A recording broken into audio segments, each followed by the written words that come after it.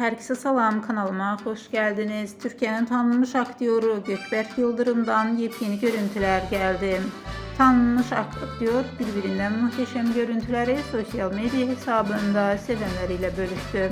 Həmin görüntüler izleyicilerin marağına sebep oldu. Paylaşıma kısa zaman ərzində çok sayıda beğeni ve şərh geldi. Söz gedən görüntüleri təqdim edirik.